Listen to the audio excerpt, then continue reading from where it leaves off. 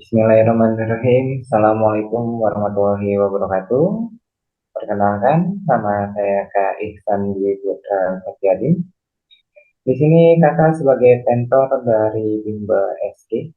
Kakak berhome base di cabang SK Pajajaran yang ada di Bogor. Dan untuk hari ini kita akan membahas tentang LKTO yang ketiga. Tapi sebelum kita bahas bareng-bareng, gimana nih kabar dari teman-teman? Gimana TO yang ketiganya?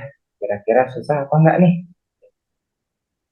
Kalau misalnya susah, kesulitannya di mana nih?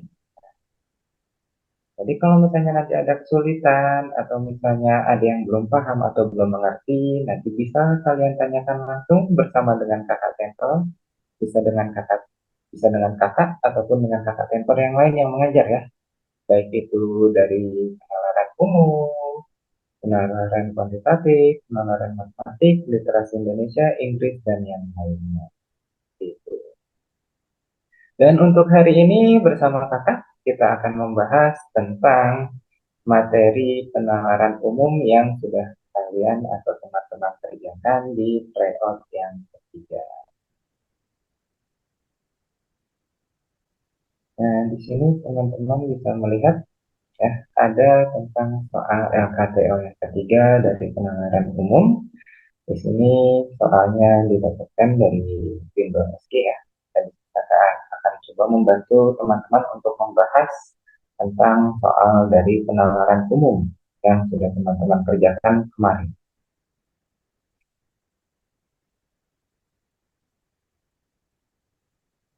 Untuk pembahasan yang pertama tentang soal tryout penalaran umum. Di soal yang pertama di sini bisa kita lihat, saat ini penggunaan gawai sudah menjadi kebutuhan hidup.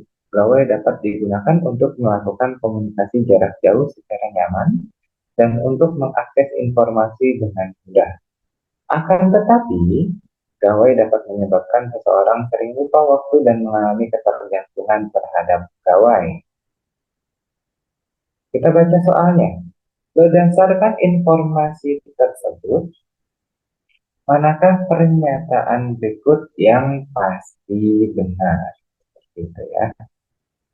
Jadi manakah pernyataan berikut yang pasti benar? Di sini kita lihat seseorang ya. Yang A, orang yang ketergantungan terhadap gawai menggunakan gawai untuk berkomunikasi jarak jauh. Benar nggak nih? Benar nggak nih? Teks gitu. Karena untuk penalaran umum, pernyataan yang pasti benar itu harus sesuai dengan teks atau mirip dengan isi teks tersebut. Seperti itu. Jadi di sini kita lihat orang yang ketergantungan ya, terhadap gawai itu menggunakan gawai untuk berkomunikasi jarak jauh. Nah, kita lihat lagi di teks. Gawai dapat digunakan untuk melakukan komunikasi jarak jauh secara nyaman dan untuk mengakses informasi dengan mudah.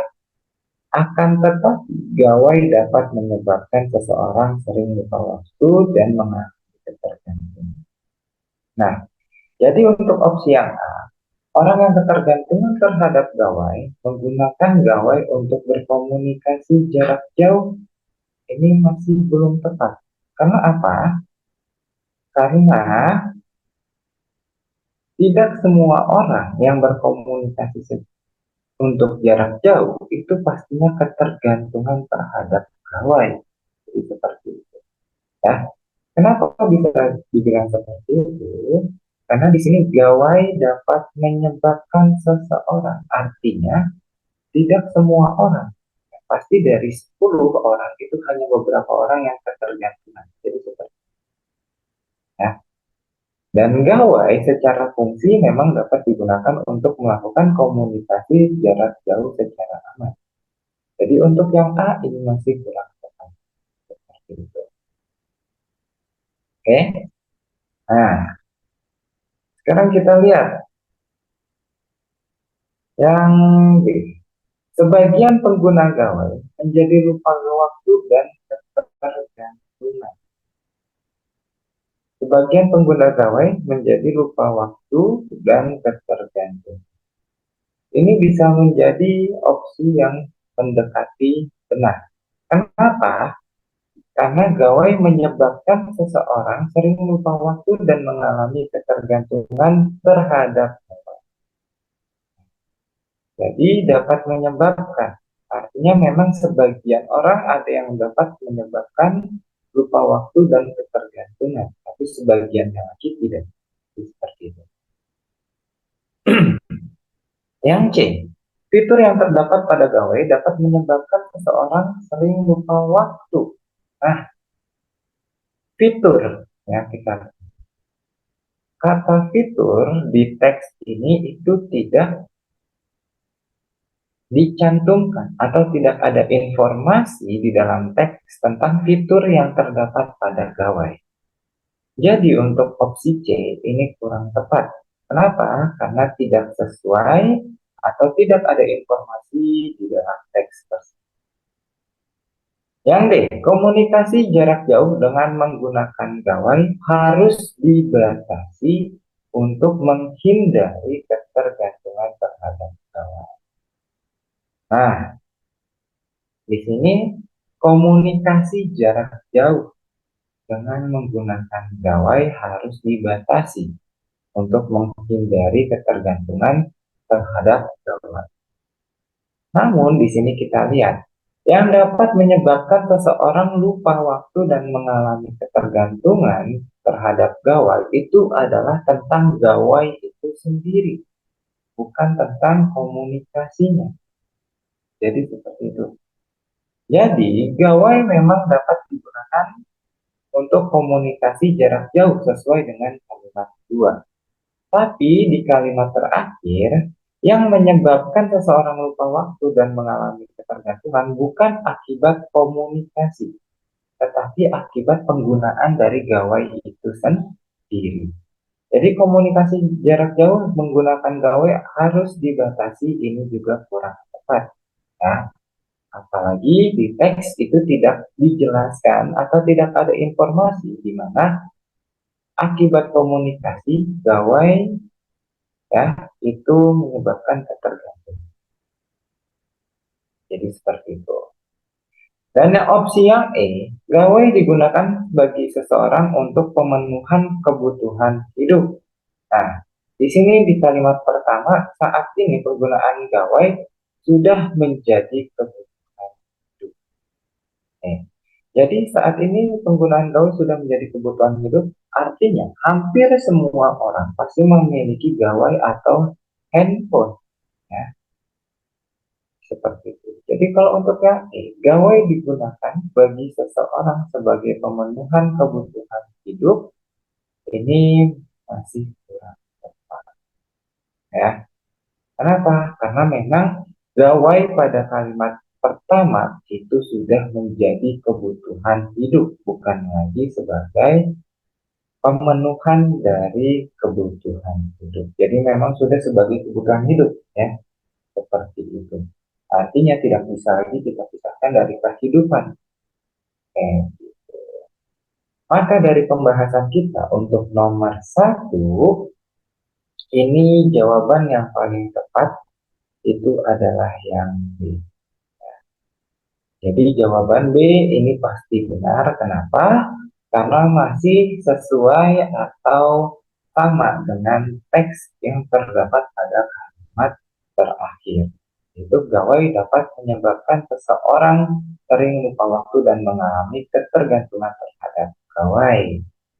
Ya, di mana artinya tidak semua orang itu mengalami ketergantungan dan lupa waktu, tapi hanya sebagian saja. Nah, sebagian pengguna gawai yang menjadi lupa waktu dan jadi untuk nomor 1 itu jawaban atau opsi yang tepat itu adalah yang B. Bagaimana teman-teman? Apakah sudah puas atau masih ada yang belum paham atau mau ditanyakan? Nanti boleh ditanyakan di dalam kolom komentar seperti itu ya.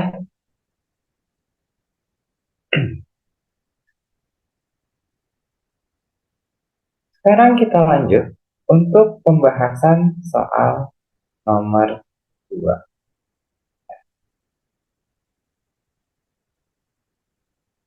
Oke.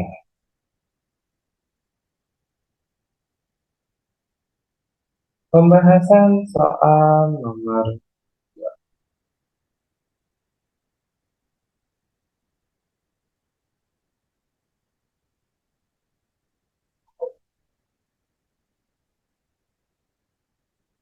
Oke.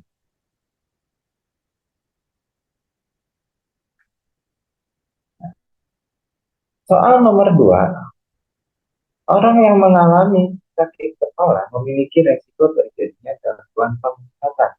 Upaya pencegahan sakit kepala dapat dilakukan dengan melakukan diet makanan yang mengandung kafein. Resiko terjadinya gangguan penglihatan berkurang ketika gejala sakit kepala dapat dicegah. Jadi teks di sini membicarakan tentang orang yang mengalami sakit kepala, ya, dan memiliki resiko terjadinya gangguan penglihatan. Seperti itu. Dan di soal kita bacakan, berdasarkan informasi tersebut, manakah pernyataan berikut yang pasti benar? Pernyataan berikut yang pasti benar. Lagi-lagi yang ditanyakan yang pasti benar. Otomatis berarti yang ditanyakan itu tentang pernyataan yang sesuai ataupun yang sama atau yang terdapat di dalam teks. Kita bahas kembali satu-satu, ya. A. Melakukan diet makanan yang mengandung kafein merupakan cara yang paling efektif untuk mencegah gangguan penglihatan. Oke. Melakukan diet makanan yang mengandung kafein, cara paling efektif untuk mencegah gangguan penglihatan. Ini bisa kita lihat cara paling efektif. Sementara di teks kita lihat, upaya pencegahan sakit kepala dapat dilakukan dengan melakukan diet makanan yang mengandung kafein, sehingga resiko terjadinya gangguan penglihatan berkurang ketika gejala sakit kepala dapat dicegah. Jadi di sini kita lihat diet makanan yang mengandung kafein itu dapat mengurangi resiko terjadinya gangguan penglihatan. Dan itu bukanlah cara yang paling efektif kayak gitu. Karena disebutkan di dalam teks itu upaya pencegahan. Artinya apa? Melainkan itu adalah salah satu dari berbagai upaya yang dapat dilakukan. Maka untuk yang A ini masih kurang tepat, ya. Yang B, orang yang mengalami gangguan penglihatan tidak melakukan diet makanan yang mengandung kafein. Oke. Orang yang mengalami gangguan penglihatan tidak melakukan diet makanan yang mengandung kafein. Nah, di sini kita bisa lihat, ya, diet makanan yang mengandung kafein ini sebagai upaya pencegahan, ya, upaya pencegahan seperti itu. Dan orang yang mengalami gangguan penglihatan itu akibat sakit kepala. Jadi yang mengalami sakit kepala resiko gangguan penglihatan, dan sakit kepala dikurangi karena dengan cara diet makanan yang mengandung kafein. Jadi kalau orang yang mengalami gangguan penglihatan tidak melakukan diet makanan yang mengandung kafein, ini masih kurang tepat seperti itu. Karena tidak sesuai dengan teks dan juga informasi yang diberikan di teks itu juga masih minim atau kurang, ya. Jadi untuk yang B masih belum bisa kita jadikan sebagai jawaban. Untuk yang C, Orang yang mengalami sakit kepala tidak melakukan diet makanan yang mengandung kafein. Ya. Ini kurang lebih hampir sama dengan yang B. Ya, orang yang mengalami sakit kepala tidak melakukan diet makanan yang mengandung kafein, ini juga sama. Di mana kita hanya diberitahu diet makanan yang mengandung kafein sebagai upaya pencegahan seperti itu. Ya, bukan sebagai penyebab orang mengalami sakit kepala. Ya, jadi bukan sebagai penyebab orang yang mengalami sakit kepala. Dan tidak ada informasi orang yang sakit kepala itu disebabkan karena tidak melakukan diet makanan yang mengandung kafein.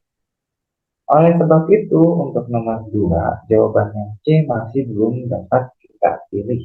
Seperti ya, karena masih kurangnya informasi.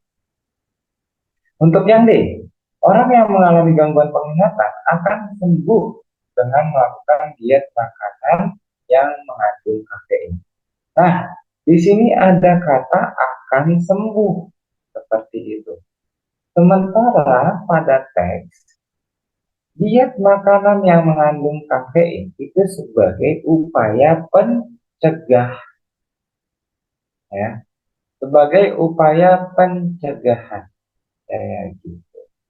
Jadi kalau untuk yang D, mengalami gangguan penglihatan akan sembuh, ini sudah jelas kurang tepat atau salah karena tidak dikatakan di teks sebagai diet makanan itu menyembuhkan gangguan penglihatan.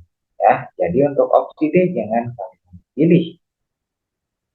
Untuk opsi E, resiko terjadinya gangguan penglihatan berkurang jika melakukan diet makanan yang mengandung kafein. Oke, ini kurang lebih paling tepat. Kenapa? Karena ini ada di kalimat terakhir dari teks. Kita lihat, resiko terjadinya gangguan penglihatan berkurang ketika gejala sakit kepala dicegah. Ketika gejala sakit kepala dicegah, seperti itu. Nah, pencegahan sakit kepala itu dilakukan dengan melakukan diet makanan yang mengandung kafein pada kalimat 2. Jadi kalau kita lihat, resiko terjadinya gangguan penglihatan berkurang jika melakukan diet makanan yang mengandung kafein, ini tepat. Kenapa? Di mana kalimat kedua, diet makanan mencegah, ya, diet makanan yang mengandung kafein mencegah sakit kepala, dan sakit kepala yang dapat dicegah itu mengurangi resiko gangguan penglihatan. Makanya untuk nomor 2, jawaban yang paling tepat itu adalah yang E. Sampai di sini teman-teman, ada yang mau ditanyakan untuk yang nomor 2? Bagaimana, sudah jelas atau belum? Kalau sudah jelas, terima kasih. Tapi kalau belum jelas, silakan komen di kolom komentar ya. Seperti itu.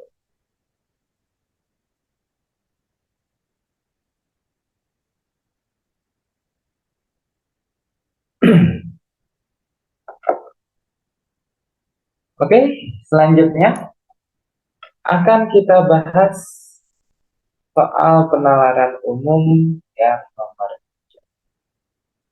Kita baca dulu teksnya.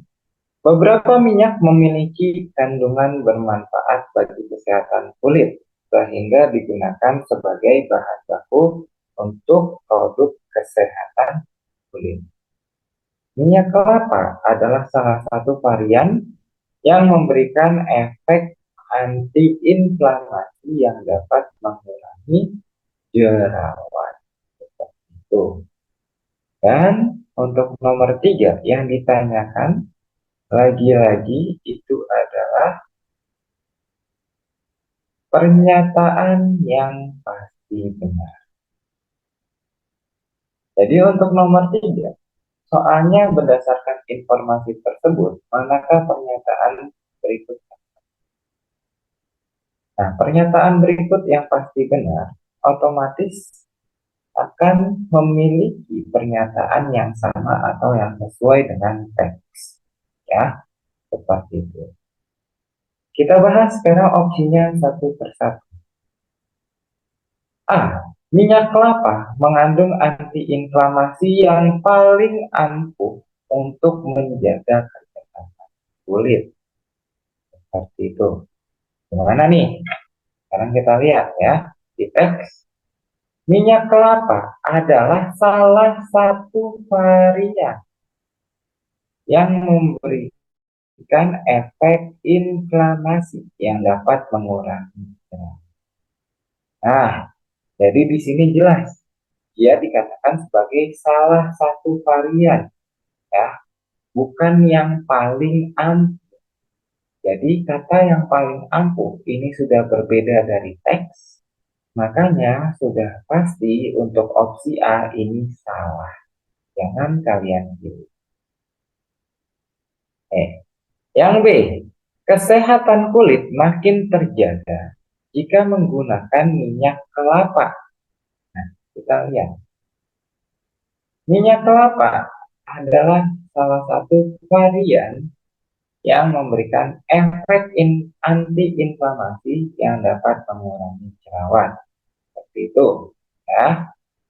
Dan minyak yang memiliki kandungan yang bermanfaat bagi kesehatan kulit itu digunakan sebagai bahan baku untuk produk kesehatan kulit.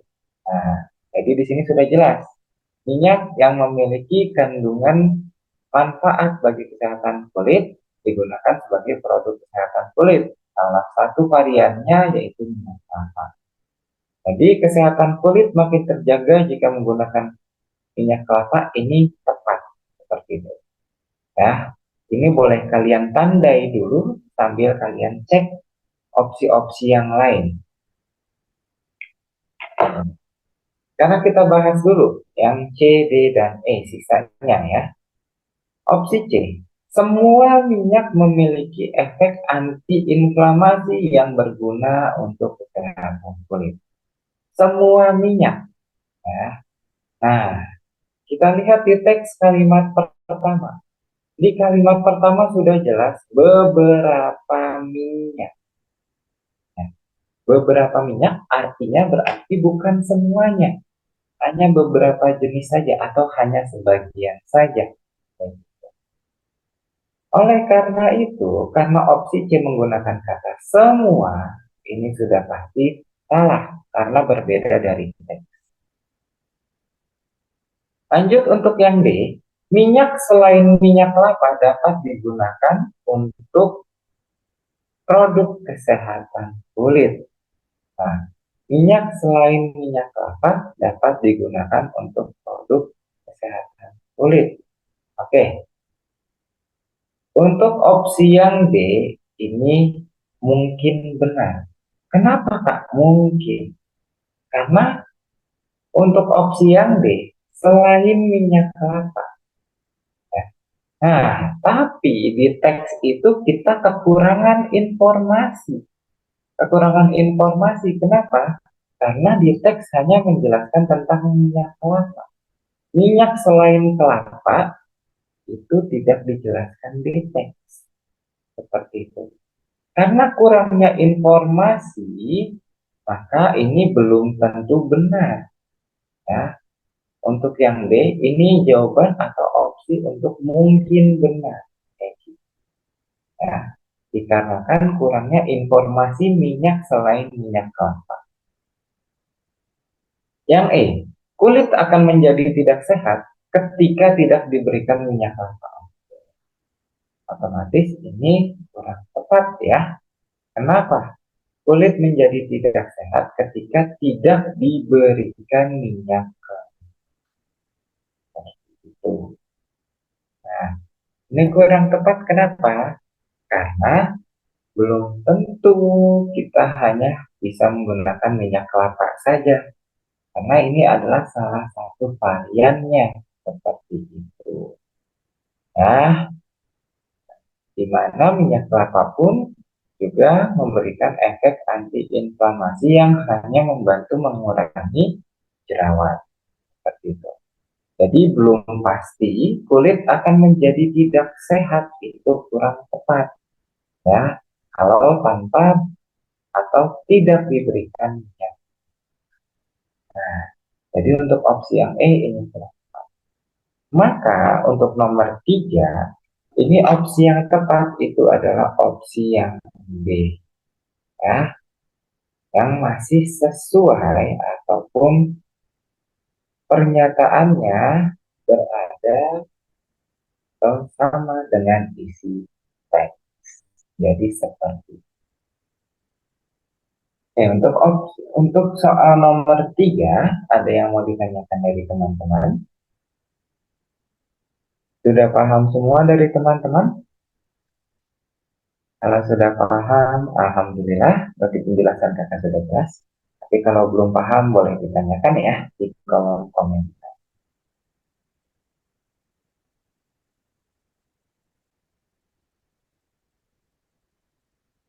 Untuk selanjutnya, kali ini kita akan membahas soal TO nomor 4 dari penalaran umum ya. Nah, untuk soal TO nomor 4 penalaran umum, di sini ada teksnya. Akar permasalahan yang berkecamuk di kawasan ekosistem Halimun disebabkan oleh persepsi atau pandangan dan pemahaman yang berbeda tentang kawasan Halimun di antara masyarakat serta pihak-pihak lain, yaitu negara, pemerintah, dan perusahaan yang kemudian dimanifestasikan dalam kebijakan yang juga masih tumpang tindih dan bersifat sektoral sehingga memunculkan berbagai konflik, salah satunya konflik lahan. Sebagai contoh, kawasan Halimun ditetapkan menjadi Taman Gunung Halimun, menjadi Taman Nasional Gunung Halimun sejak tahun 1994 dengan luas 40.000 hektar dan diperluas menjadi 113.375 hektar pada tahun 2003. Kenyataan di lapangan menunjukkan bahwa dalam kawasan yang telah ditetapkan menjadi kawasan konservasi, ternyata masih dialokasikan juga untuk areal eksploitasi tambang emas, perak, dan bentonit, areal perkebunan teh PT Chiang Sana, dan hutan produksi yang dikelola perhutani dengan tanaman pinus.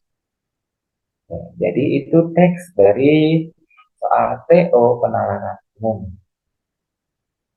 Nah, berdasarkan informasi tersebut, manakah pernyataan berikut yang pasti salah? Kali ini yang ditanyakan yang pasti salah nih teman-teman. Yang pasti salah itu ada dua kemungkinan jawabannya nih. Ya, bisa tidak terdapat di teks atau tidak ada informasinya di teks. Bisa juga terdapat di teks tapi berbeda pernyataannya dari teks. Nah, gimana Kak cara jawabnya? Cara jawabnya adalah kalian pilih yang paling utama, itu yang ada di teks, tapi dia berbeda pernyataannya dari teks yang ada. Jadi seperti itu, ya. Nah, contohnya kita lihat di sini nih, kita bahas satu-satu. Yang A, kebijakan yang bersifat sektoral dan dapat memunculkan berbagai konflik, salah satunya konflik lahan. Nah, tadi kalau kita baca ada ya, ini di kalimat-kalimat awal. Kita lihat. Nah, akar permasalahan yang berkecamuk di kawasan ekosistem Halimun disebabkan oleh persepsi atau pemandangan dan pemahaman yang berbeda tentang kawasan Halimun. Ya, seperti itu. Kemudian di antara masyarakat serta pihak lain yaitu pemerintah dan perusahaan yang kemudian dimanifestasikan dimanifestasikan dalam kebijakan yang masih tumpang tindih dan bersifat sektoral. Nah, jadi kebijakan yang masih tumpang tindih dan bersifat sektoral sehingga memunculkan berbagai konflik, salah satunya konflik. Oke, ya. Dan untuk opsi yang A, kebijakan yang bersifat sektoral dapat memunculkan berbagai konflik, salah satunya konflik lahan, itu benar. Jadi pernyataan ini pasti benar. Kenapa? Karena dia sesuai dengan teks atau terdapat di dalam isi teks. Yang B, hutan produksi yang dikelola PT Perhutani dan PT Kiangsana menghasilkan tanaman pinus dan teh hijau. Oke, ini ada di kalimat terakhir. Ya. Hutan produksi yang dikelola Perhutani. Nah, ini paling akhir ya. Hutan produksi yang dikelola Perhutani dengan tanaman pinus. Oke. Jadi hutan produksinya itu tanaman pinus. Sementara area perkebunan teh itu PT Kiangsana. Seperti itu. Jadi di sini kita lihat di teks. Areal perkebunan teh itu dikelola PT Kiangsana dan hutan produksi dikelola Perhutani. Maka kalau kita bahas di opsi B, hutan produksi yang dikelola Perhutani dan PT Kiangsana menghasilkan tanaman pinus dan teh hijau, ini kurang tepat. Kenapa? Karena menghasilkan tanaman pinus dan teh hijau, ibarat kata ini seperti pengelolaan dari Perhutani dan Kiangsana secara bersamaan menghasilkan dua jenis tanaman tersebut, ya, baik pinus dan teh hijau.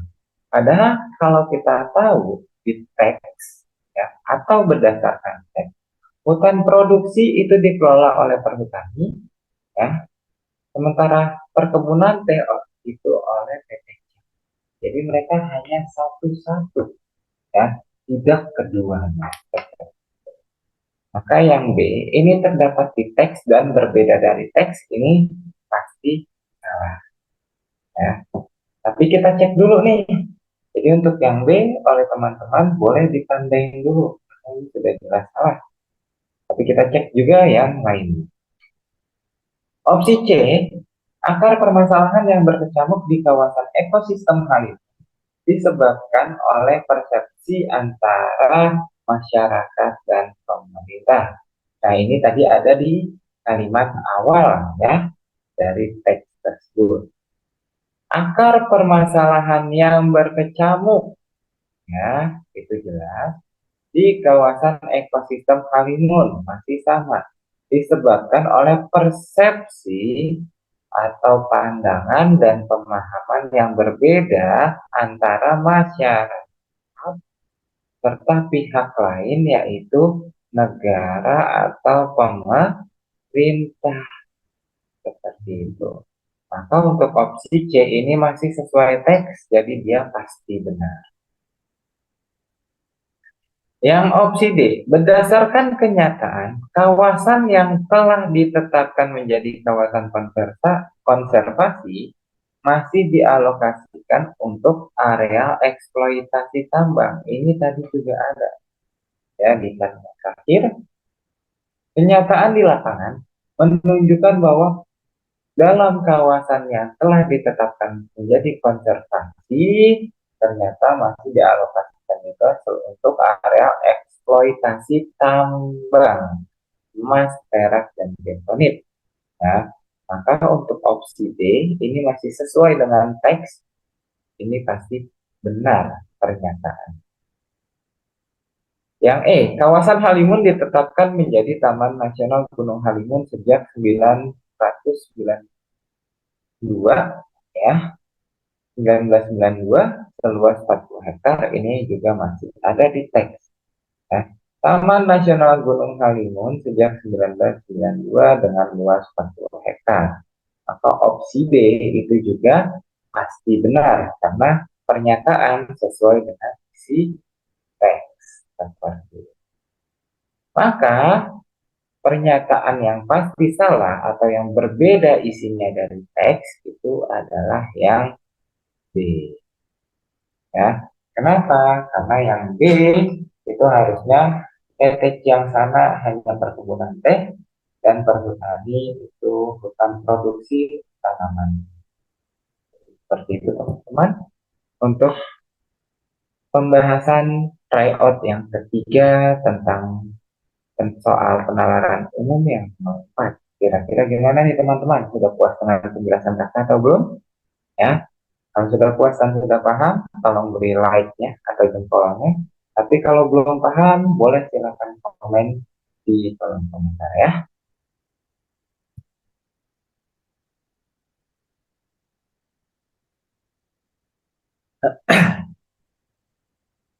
Oke, kita lanjut.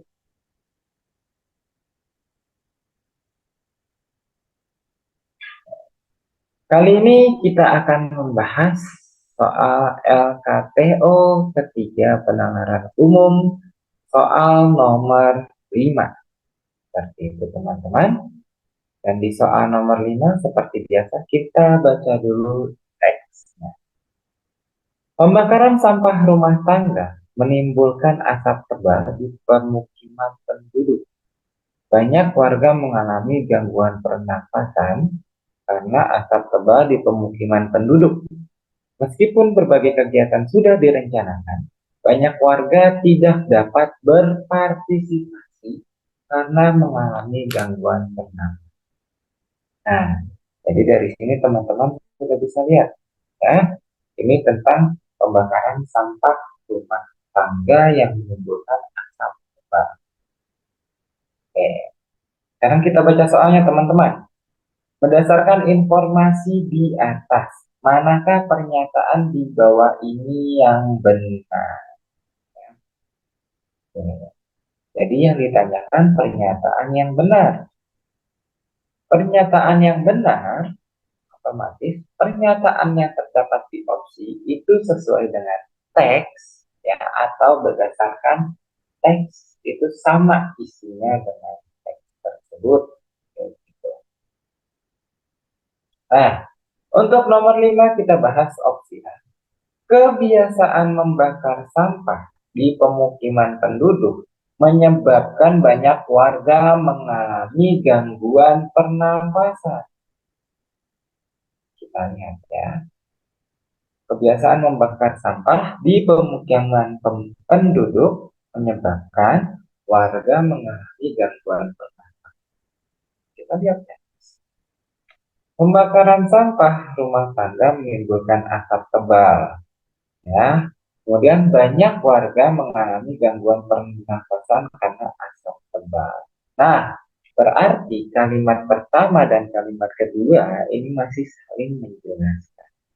Artinya, untuk pernyataan yang ini terdapat di kalimat pertama dan kalimat kedua, ya, di mana kebiasaan membakar sampah di pemukiman penduduk menyebabkan asap tebal yang dapat membuat warga mengalami gangguan pernafasan.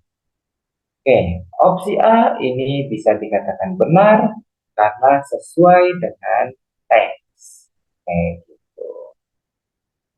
Nah, tapi kita cek lagi nih opsi yang lain, B, C, D, dan E.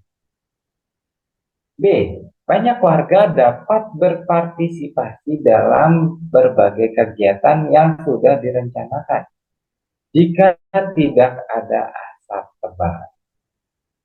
Oke, ya. Banyak warga berpartisipasi dalam berbagai kegiatan yang sudah direncanakan jika ada tidak ada asap tebal. Kayak gitu. Nah, kalau di teks, meskipun berbagai kegiatan sudah direncanakan, banyak warga tidak dapat berpartisipasi karena gangguan pernafasan. Ya, karena gangguan pernafasan. Jadi kalau misalnya tidak ada asap tebal, ini masih kurang tepat. Kenapa? Karena alasan di teks, warga tidak dapat berpartisipasi bukan karena asapnya, tapi karena gangguan pernapasannya. Seperti itu. Ya. Jadi yang B ini masih kurang tepat. Yang C, kebiasaan membakar sampah rumah tangga disebabkan oleh banyaknya kegiatan warga yang direncanakan. Ya. Jadi sebabnya banyak kegiatan warga yang direncanakan. Ya. Akibatnya menjadi kebiasaan membakar sampah rumah tangga. Oke, ini mungkin akan kalau secara logis atau realistis ya akan dilakukan oleh tetangga-tetangga kita atau orang-orang sekitar kita yang memiliki penyakit hati atau mungkin julid dan lainnya ya. Karena banyak kegiatan justru dia membakar sampah. Oke. Tapi kembali lagi, dalam penalaran umum kita tidak boleh membawa pengetahuan umum atau kejadian yang ada di luar seperti itu. Jadi untuk penalaran umum kita harus based on text, berdasarkan teks. Ya. Jadi benar nggak nih?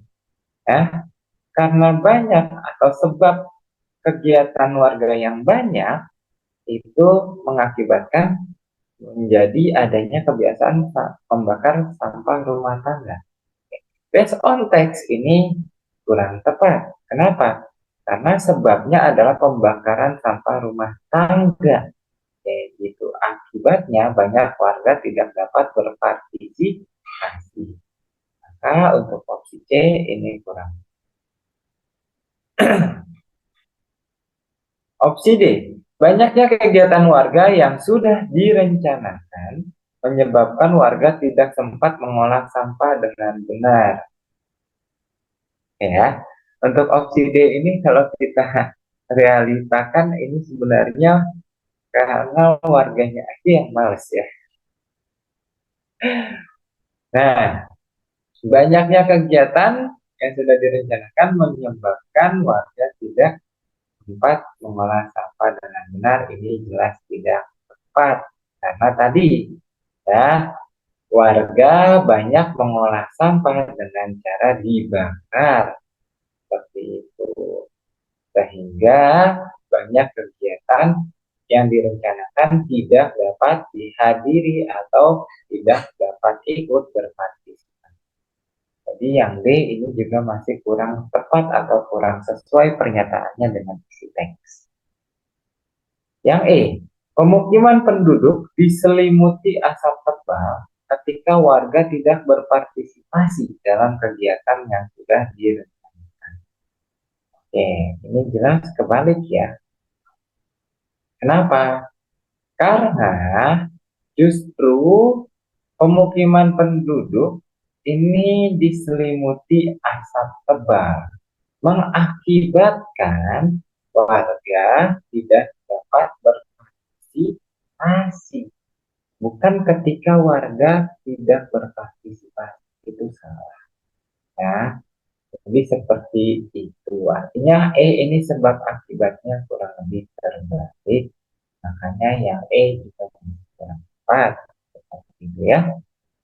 Jadi untuk nomor 5, pernyataan di bawah ini yang benar atau sesuai dengan isi teks itu adalah opsi yang A, teman-teman. Gimana teman-teman? Dari penjelasan kakak, apakah sudah cukup bisa dipahami? Kalau sudah cukup paham, boleh ditekan tombol like-nya. Dan kalau masih kurang paham, boleh komen di kolom komentar. Ya. Dan kalau kalian senang dengan pembahasan-pembahasan yang dilakukan oleh kakak Tentor di Bimbel SG ini, maka jangan lupa di-share ke teman-teman kalian ataupun ke saudara-saudara kalian ya. Untuk kali ini kita akan bahas soal LKTO 3 penalaran umum soal nomor 6 ya. Sebelum kita bahas, kita baca dulu teksnya. Minyak goreng yang berasal dari kelapa mengandung lebih banyak lemak jenuh daripada jenis minyak goreng lainnya. Makin banyak mengkonsumsi minyak atau lemak jenuh, makin banyak seseorang memproduksi kolesterol dan nah, itu teksnya tentang minyak goreng yang berasal dari kelapa. Kita baca soalnya kali ini ya. Berdasarkan informasi di atas, manakah pernyataan sebab akibat berikut yang paling mungkin benar? Paling mungkin benar. Artinya, berarti pernyataan tersebut itu masih mengikuti atau masih sesuai dengan isi teks yang ada. Ya, jadi seperti itu. Jadi kalau paling mungkin benar, otomatis dari teman-teman harus mencari suatu pernyataan yang mendekati ataupun yang masih sesuai dengan isi teks sedekat mungkin. Nah, kayak gitu. Nah, sekarang nomor 6 kita lihat. Opsi yang A. Makin banyak orang mengkonsumsi minyak kelapa, makin tinggi kadar kolesterol dalam darahnya. Nah, ini ya, kita lihat. Mengkonsumsi minyak kelapa makin tinggi kadar kolesterol dalam darahnya. Kita cek. Minyak goreng yang berasal dari kelapa mengandung lebih banyak lemak jenuh. Nah, artinya minyak kelapa berarti mengandung lebih banyak lemak jenuh. Makin banyak konsumsi lemak jenuh, makin banyak seseorang memproduksi kolesterol dalam darah. Oke, jadi mengkonsumsi minyak kelapa makin tinggi kolesterolnya itu masih mungkin ya, seperti itu. Jadi ini mungkin benar, karena ada di teks. Tapi kita sambil cek lagi opsi yang lain. Kita bandingkan. Opsi B, makin tinggi kadar kolesterol dalam darah, seseorang makin tinggi tekanan darah. Nah, di sini untuk opsi B yang jadi permasalahan adalah tentang tingginya tekanan darah. Tingginya tekanan darah ini tidak ada atau tidak dijelaskan di teks. Maka opsi B ini kita kekurangan informasi. Karena kita kekurangan informasi, maka untuk opsi B ini masih belum tepat atau belum sesuai. Jadi kalau bisa jangan dipilih. Ya, kenapa? Karena kurang informasi tentang tekanan darah yang semakin tinggi. Opsi C, kadar lemak jenuh yang rendah banyak ditemui pada minyak goreng selain minyak kelapa. Nah, ini juga sama ya. Di teks kita hanya membahas minyak goreng yang berasal dari kelapa. Sementara di sini,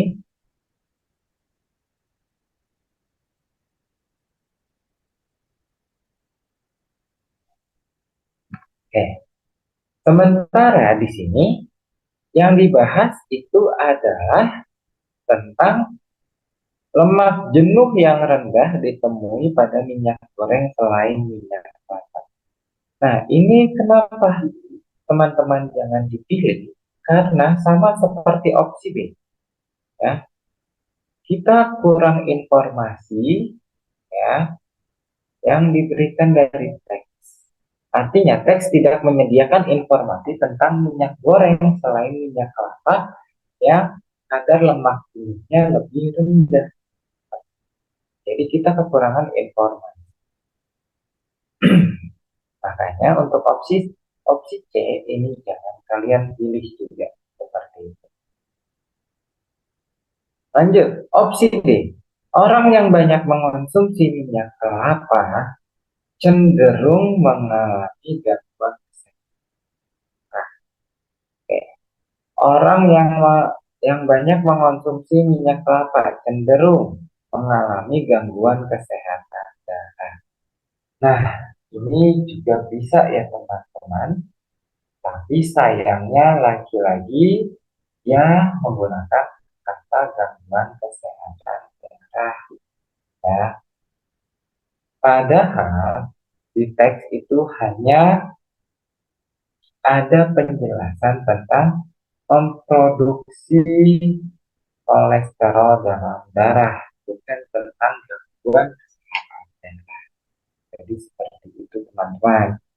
Nah, jadi di teks karena tidak menjelaskan gangguan kesehatan darah, maka opsi B jangan teman-teman pilih.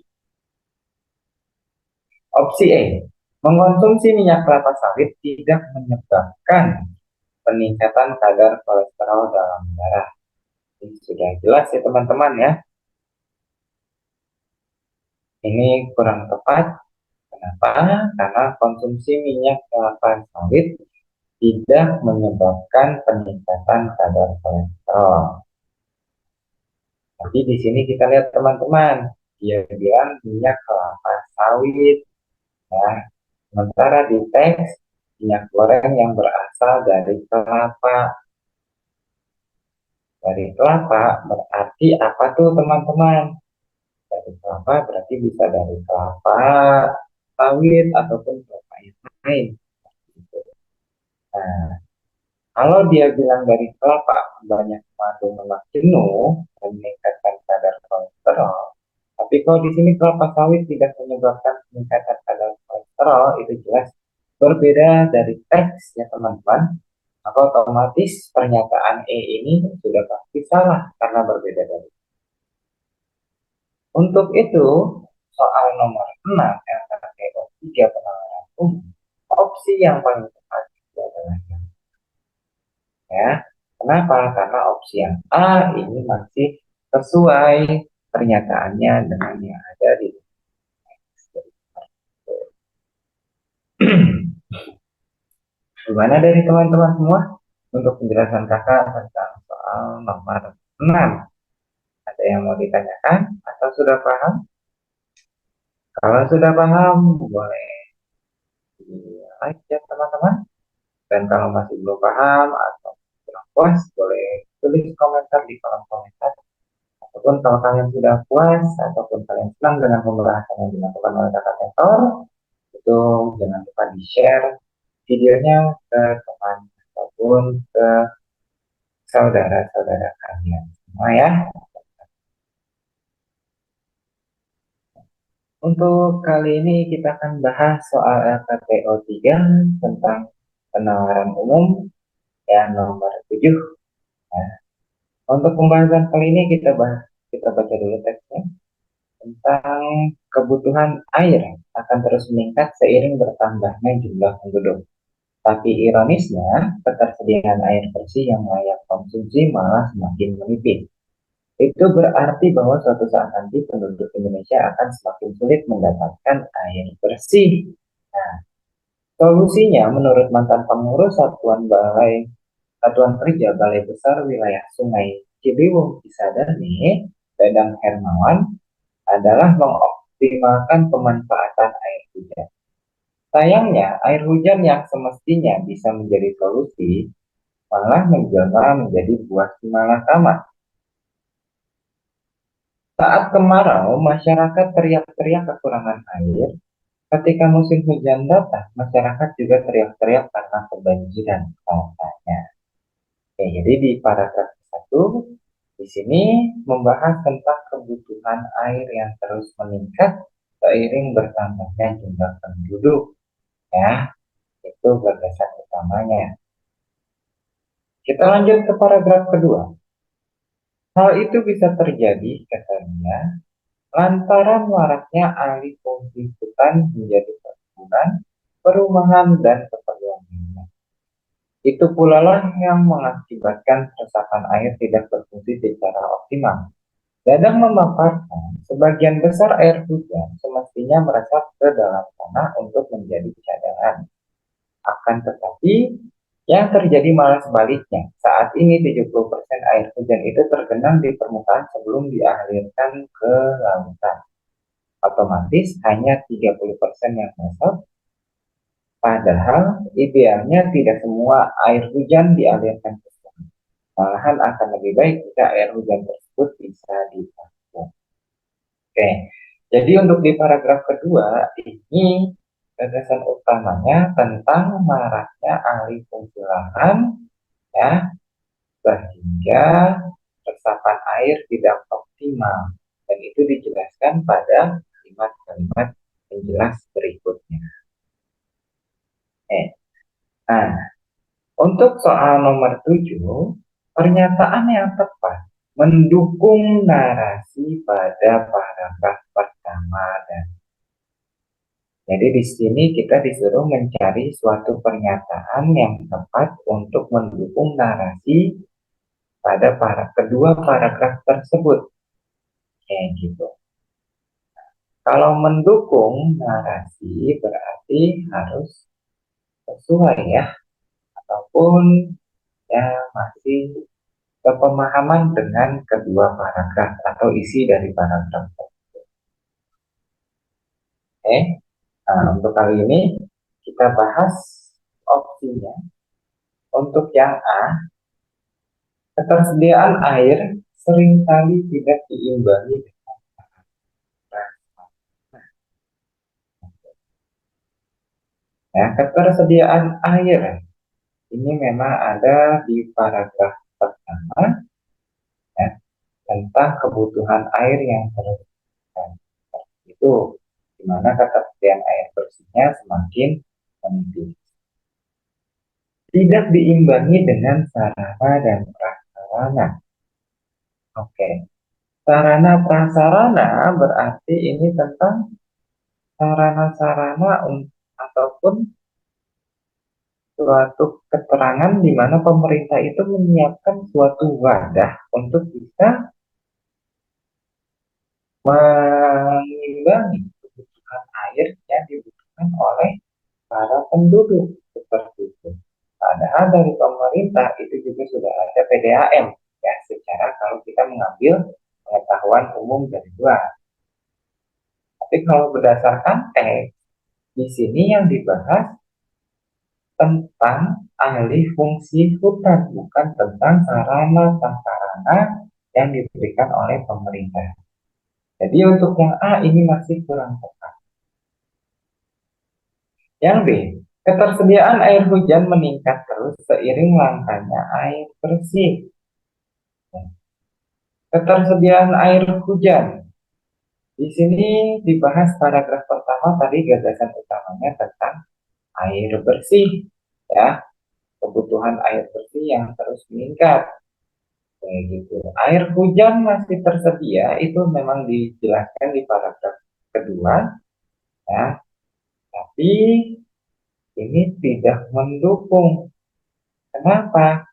Karena ketersediaan air hujan ini hanya banyak dibahas di kalimat kedua seperti itu, ya. Dan ketersediaan air hujan ini bukan tentang meningkatnya air hujan yang diiringi dengan langkahnya air bersih, tapi ketersediaan air hujan yang tidak dimanfaatkan seperti itu.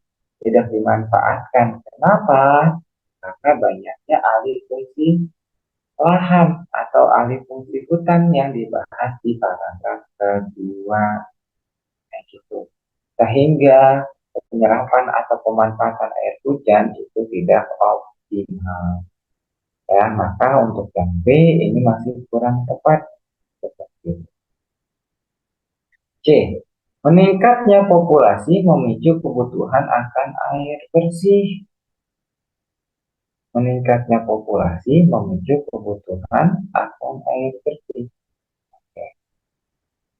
Kebutuhan air akan terus meningkat seiring bertambahnya jumlah penduduk. Ini tepat ya, ada di paragraf yang sama. Ironisnya, ketersediaan air yang layak konsumsi semakin. Oke, itu di gagasan utama paragraf. Sekarang kita lihat di paragraf kedua.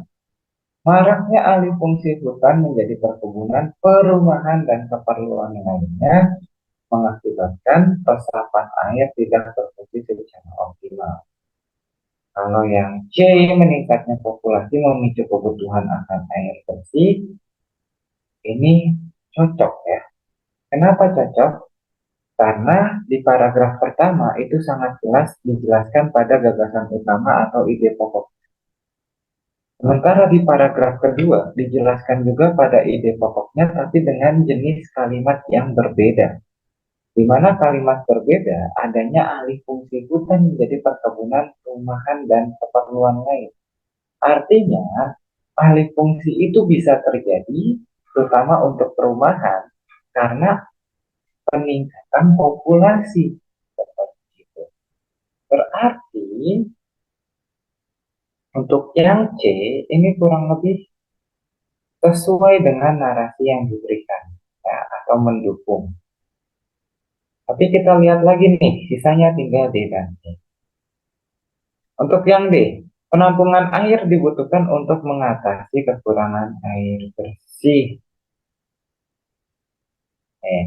Penampungan air ya, dibutuhkan untuk mengatasi kekurangan air bersih. Oke, kebutuhan ataupun kekurangan air bersih itu dijelaskan, tapi tentang penampungan air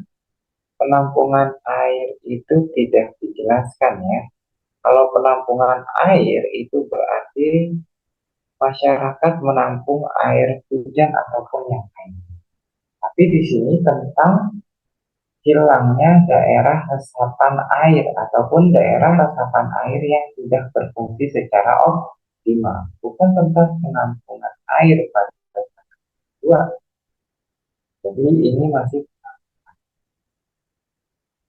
yang E. Air bersih dibutuhkan dalam situasi kemarau. Ini sudah jelas iya ya.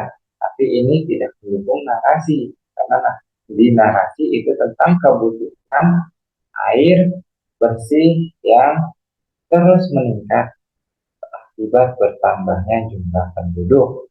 Maka untuk soal LKTO 3 nomor 7, ini opsi yang tepat itu adalah ya. Jadi seperti itu teman-teman untuk pembahasan kali ini. Gimana dari teman-teman, ada yang mau ditanyakan atau masih ada yang belum paham?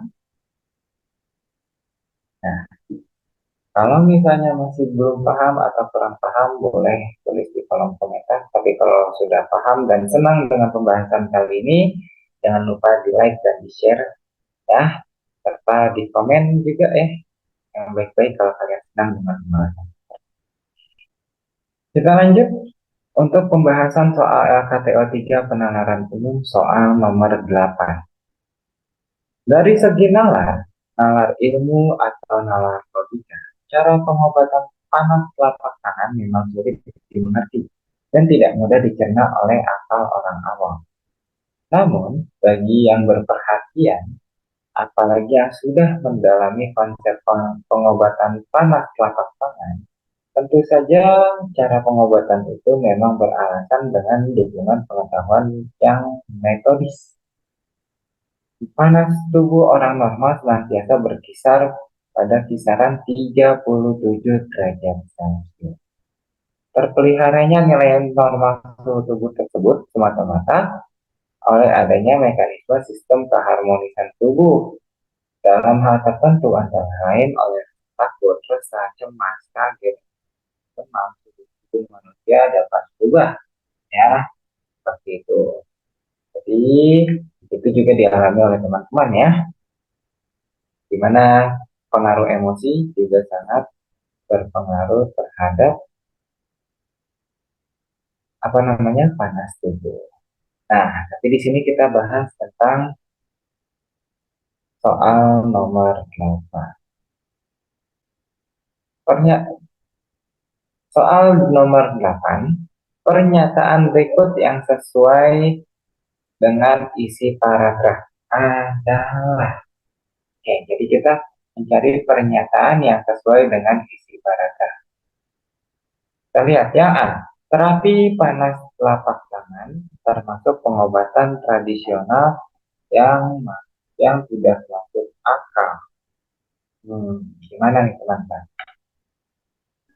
Terapi panas telapak tangan termasuk pengobatan tradisional yang tidak masuk akal. Eh, ya, itu memang benar atau tidak mudah dicerna oleh orang awam ya, seperti itu. Tapi tidak bagi yang mendalami konsep pengobatan pada telapak tangan.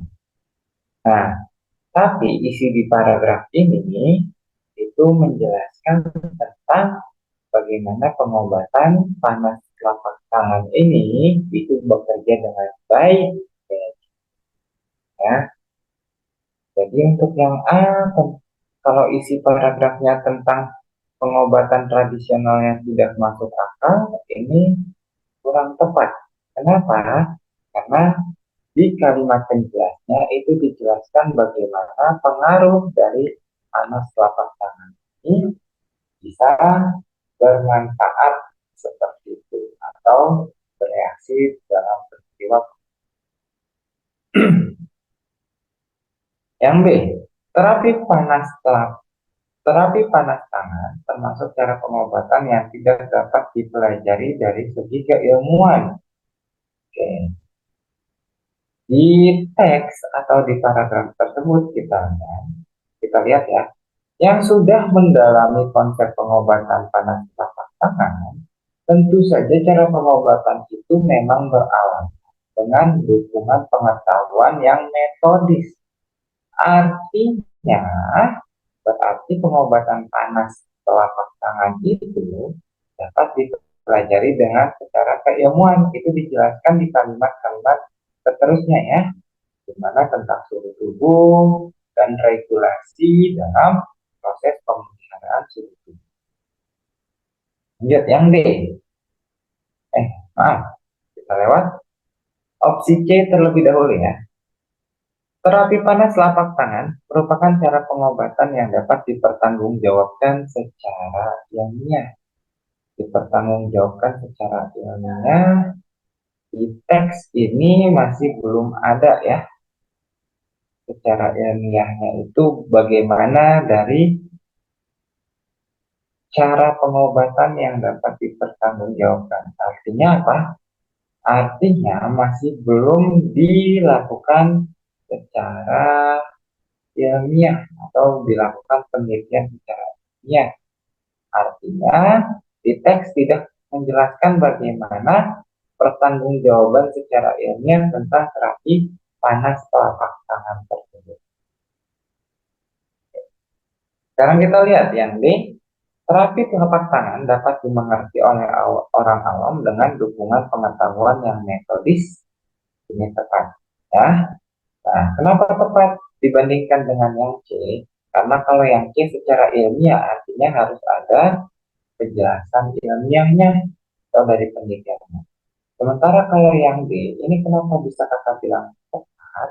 Dapat dimengerti oleh orang dengan dukungan pengetahuan yang metodis. Itu ada di teks ya. Nah, beralasan dengan dukungan pengetahuan. Nah, jadi dengan dukungan tersebut dapat membantu orang-orang awam yang tadinya berpikir secara nalar atau logika itu tidak masuk akal, itu jadi bisa masuk di akal seperti itu. Nah, ini juga tentang isi dari paragraf tersebut. Jadi yang D bisa kita pilih ya. Kita bahas dulu opsi E. Terapi panas telapak tangan banyak diminati oleh orang awam karena lebih sederhana dan tidak kan. Ini juga tepat ya teman-teman. Mohon maaf, untuk opsi E, terapi panas telapak tangan banyak diminati oleh orang awam karena lebih sederhana dan tidak kan. Nah, kata banyak diminati oleh orang awam ini tidak terdapat di dalam teks. Artinya, di paragraf tersebut itu isinya tidak membahas tentang minat orang awam dan juga tentang seberapa menakutkan atau tidaknya pengobatan panas tangan.